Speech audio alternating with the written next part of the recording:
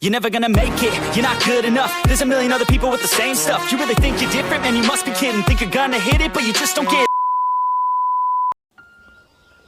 Sejak awal masuknya virus corona ke Indonesia, yaitu pada tanggal 14 Februari 2020 hingga sekarang, tercatat ada 12.071 orang terpapar positif virus corona, yang 2.179 orang sembuh dan 872 orang kematian.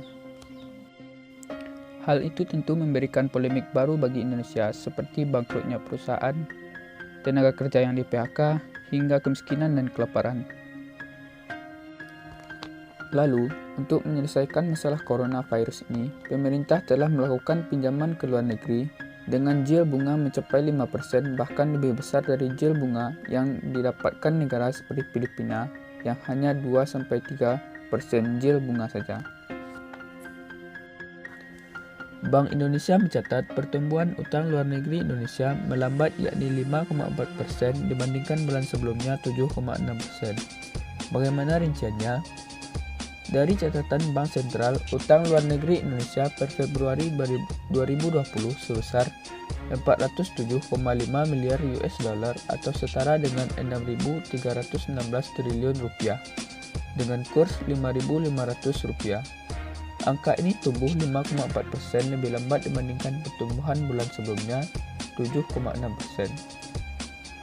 Utang luar negeri ini terdiri dari utang pemerintah dan bank sentral sebesar 203,3 miliar US dollar atau setara dengan 3.151 triliun rupiah, atau swasta termasuk BUMN 204,2 miliar US dollar atau setara dengan 3.165 triliun rupiah. Jika dijabarkan, utang luar negeri Indonesia atau pemerintah di luar bank sentral tercatat 200,6 miliar US dollar atau tumbuh 5,41% lebih rendah dari pertumbuhan bulan sebelumnya yaitu 9,5%.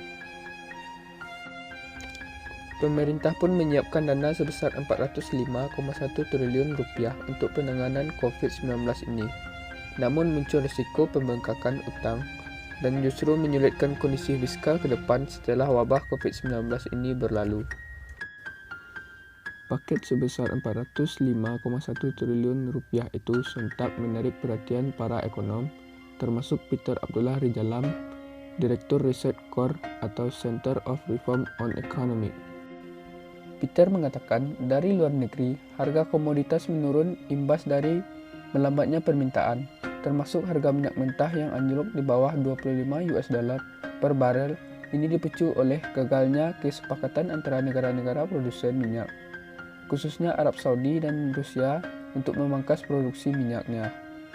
Sementara di dalam negeri, penyebaran virus corona membuat permintaan masyarakat menurun dan aktivitas industri melemah, sehingga indeks manufaktur jatuh ke level 45 pada Maret 2020. Padahal, sektor industri merupakan penyumbang terbesar mencapai 30% pemasukan pajak bagi negara. Penerimaan perpajakan yang turun jauh mau tidak mau membuat pemerintah harus menutup kebutuhan fiskal tahun ini dengan penerbitan utang. Sebab kebutuhan dana diperkirakan menimbulkan defisit anggaran akan melebar ke 852 triliun rupiah atau setara dengan 5,7% dari PDB. Buktinya, nilai tukar rupiah langsung terjerembab ketika modal asing berbondong-bondong keluar dari Indonesia dengan nilai mencapai 145 triliun pada Februari sampai Maret 2020. Pemerintah sendiri mengestimasi kebutuhan dana dari penerbitan utang akan naik 41,15% dari 389,32 triliun rupiah menjadi 549,55 triliun rupiah pada tahun ini. Estimasi ini juga tertuang dalam Peraturan Presiden Nomor 54 Tahun 2020. Masalah lain, ketergantungan pada modal asing menimbulkan risiko pelemahan nilai tukar rupiah. Sebab ketika capital outflow terjadi, maka suplai dolar Amerika akan berkurang di dalam negeri sehingga menekan kurs rupiah.